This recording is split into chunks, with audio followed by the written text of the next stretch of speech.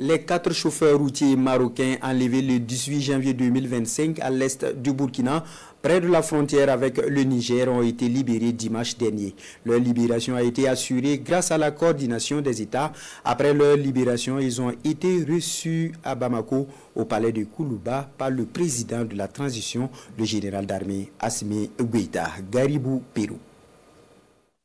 Dimanche 3 août 2025, au crépuscule d'une attente qui n'avait que trop duré, 4 citoyens marocains ont été rendus à la lumière après plus de 6 mois d'un calvaire silencieux.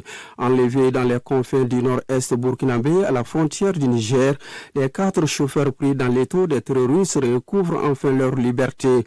Mais au-delà du soulagement et du retour des êtres chers, se dessine une réalité plus vaste, plus discrète mais infiniment éloquente, celle d'une coopération exemplaire tissé dans la diplomatie sécuritaire où la stratégie qui a primé sur le tapage et le geste sur le verbe. Cette libération n'est pas le fruit du hasard, elle est née d'une alliance entre l'Agence nationale de la sécurité d'État du Mali et la Direction générale des études et de la documentation du Royaume du Maroc.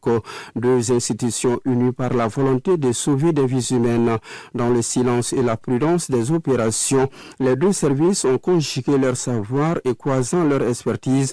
Ce sont les silences, les murmures du désert, les traces secrètes qu'il a fallu apprendre à lire, entendre et suivre à travers un vaste territoire. Là où la violence se veut aveugle, l'intelligence malienne a imposé sa clarté. Ce triomphe est au fond le témoignage que la solidarité africaine, lorsqu'elle est portée par des institutions souveraines, n'est pas un simple élan de rhétorique.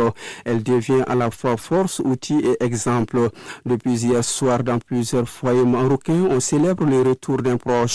Mais à travers ces retrouvailles, c'est aussi tout un continent qui peut entrevoir un modèle de réponse face aux menaces transversales, un modèle fondé non sur l'agitation, mais sur l'action, non sur l'improvisation, mais sur la maîtrise.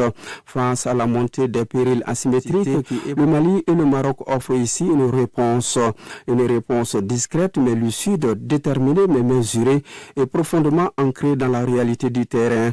Les 4 chauffeurs sont arrachés à l'obscurité.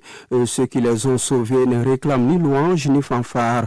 Leur victoire est de notre ordre et elle se lie dans les regards apaisés et tenaces d'avoir répondu sans faillir à l'appel de la patrie.